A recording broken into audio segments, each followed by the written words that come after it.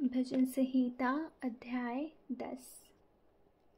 हे यहोवा, तू क्यों दूर खड़ा रहता है?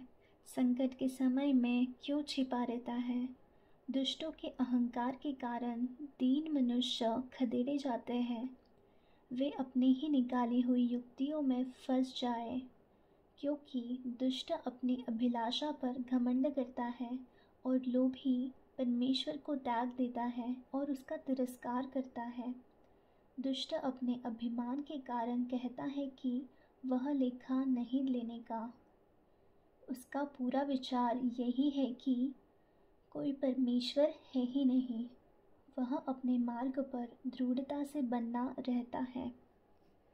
तेरे न्याय के विचार ऐसे ऊंचे पर होते हैं कि उनकी दृष्टि वहाँ तक नहीं पहुँचती। जितने उसके विरोधी हैं उन पर वह फुकारता है। वह अपने मन में कहता है, मैं कभी टलने का नहीं, मैं पीढ़ी से पीढ़ी तक दुख से बचा रहूँगा। उसका मुँह शाप और छल और अंधेरे से भरा है। उत्पात और अनर्थ की बातें उसके मुँह में हैं। वह गाँव में घात लगाकर बैठा करता है और गुप्त स्थानों में निर्दोष को घात करता है। उसकी आंखें लाचार की घात में लगी रहती है। जैसा सिंह अपनी झाड़ी में, वैसा ही वह भी छिपकर घात में बैठा करता है। वह दिन को पकड़ने के लिए घात लगाए रहता है। वह दिन को अपनी जाल में फंसाकर घसीट लाता है, तब उसे पकड़ लेता है।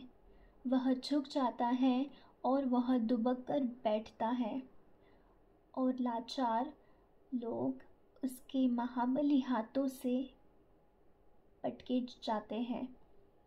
वह अपने मन में सोचता है, ईश्वर भूल गया।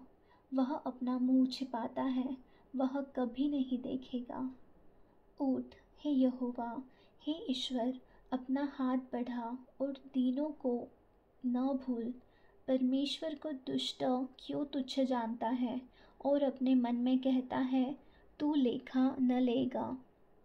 तूने देख लिया है, क्योंकि तू उत्पात और उत्पीड़न पर दृष्टि रखता है, ताकि उसका पलटा अपने हाथ में रखे। लाचार अपने को तेरे हाथ में सौंपता है। अनाथों का तू ही सहायक रहा है।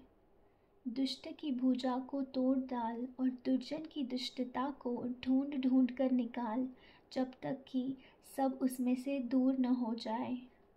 यहोवा अनंतकाल के लिए महाराज है। उसके देश में से जाति जाति के लोग नष्ट हो गए हैं। हे यहोवा, तूने नम्र लोगों की अभिलाषा सुनी है। तू उनका मन तैयार करेगा।